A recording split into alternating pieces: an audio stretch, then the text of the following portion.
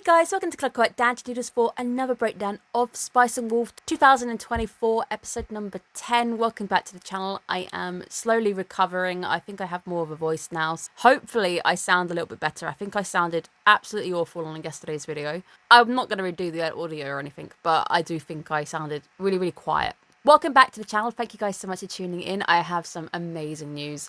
I have got a big video going out on Friday. I can finally talk about it. So the big video is going out on Friday. I have recorded it. I just need to have that edited by the editor, and then you guys can have that Friday. And then we can proceed with the summer overview, which will happen in about a week, and then your end of season.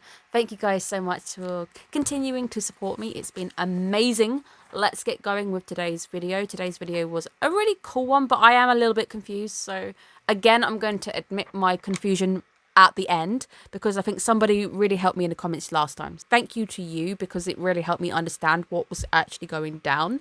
Now, I am shocked that Lawrence did trust her more than him. I actually think that's quite a humbling aspect of Lawrence, where he knew she had more ability to make that money go further. He basically was like, you know, you can have this, and if you do run away with it, fine, whatever. I've factored that in. So I don't really also blame Hollow for not really wanting to face him initially, because I wouldn't know how to face somebody either, because he's been angry, and then you kind of blame yourself, and then obviously it goes into an argument. And I do feel absolutely sorry for every single person staying in that day when they were having a full-blown argument at, I don't know, 12 o'clock at night, and they are in the top room, so anybody under them is hearing them banging around, knocking that chair down when she always falls out the window. I do feel sorry for the poor innkeeper too. It's just like, go to bed, please. But rest in peace to anybody trying to sleep that day. Now, the argument itself is just, both of them are like as bad as each other. So she's trying to get him to stop being good-natured and blame herself, but he won't blame her. He's going to blame him. So they're both blaming each other, but angry that the other person's not seeing the blame. It's a circular argument that's going round and round and round. I do love the fact that you can tell Hollow's emotions. You can watch the tail fluff up. That tail fluffed up is a thing of absolute beauty. I really enjoyed seeing it. I was like, oh, there's fluff, there's fluff. And it looks a bit like my hair as well. I was like, it's kind of like my hair when in bad weather. But it's a thing of beauty, but it does make it very easy to see how she's feeling. So when it kind of calms down, but then it gets back up again, and then they get angry again. Odd argument, because it's just, they are both as bad as each other. And then I think even at the end, they both acknowledge the fact that it's like, what the hell are we actually doing? Now, what I don't really talk about often in this show in particular is the music, and the music during the hug.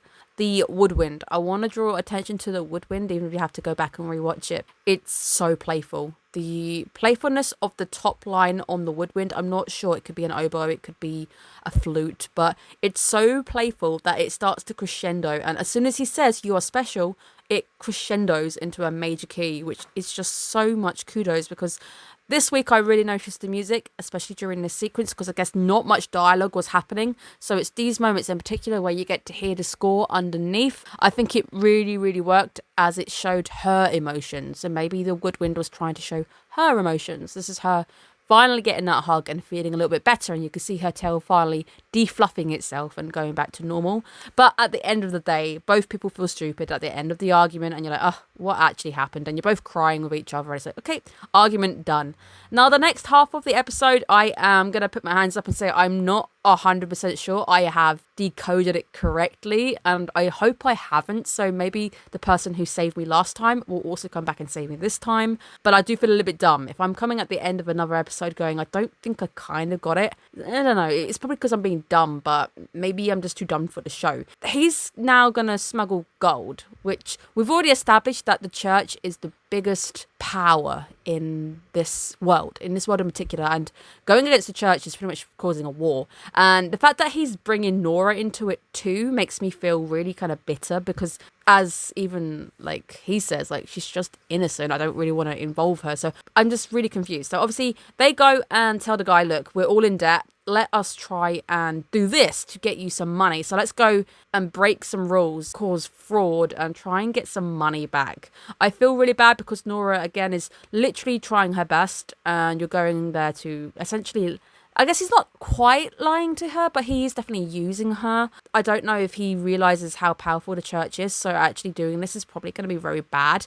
He says that the church is trying to expose her as a witch, hence the rumours. I don't know if it's true, but it does kind of line up that there is these rumours going on around, and I do believe that she's got these powers that do make it okay for her to go places, but I don't know. You can see Nora really wants to be free of the church. She's scared of the church. She doesn't want to be in the same town as them. She wants to escape. Obviously, Lawrence is playing on her fears, and he does say at the end of the day, you can go to a different town. We can all escape this town and never go back. But as a merchant, aren't you about to sully your name, and nobody's going to want to deal with you ever again? So if you do eventually settle down to have a shop, people are going to be able to find you. You're going to have a permanent location. And if you do have this on your back, it's a bit of a black mark. So I'm very curious if I am misunderstanding the fact that Lawrence is now going to commit a crime to pay back the money that he's owed. And I'm confused if he's actually okay with it. Maybe I am misunderstanding. Obviously, if I am, just make sure you don't spoil it, but as you did last week, just make sure that it's kind of bullet point explaining exactly where I'm going wrong and if it is the case. But I do really feel bad for Nora, because she really is just somebody who wants to have better in her life, but she's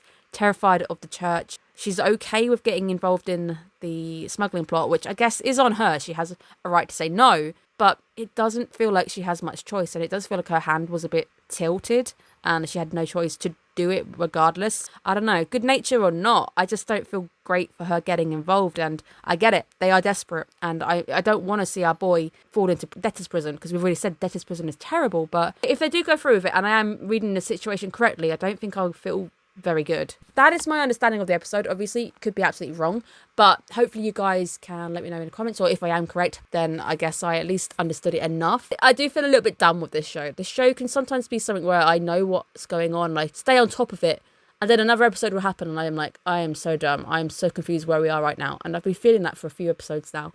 Might just be the case that we are dealing with very confusing topics. Thank you guys so much for tuning in. I hope you tune in, especially on Friday, to check my video out. It's big, and I finally am discussing the big changes to the channel coming your way. And of course, tune in next week for your next video. We are getting closer to have the overview and the end of season. In the end of season, I'm going through my top 3 anime of this season, and of course, some fun awards. I look forward to seeing you guys again soon. Have a great day, guys. Bye-bye.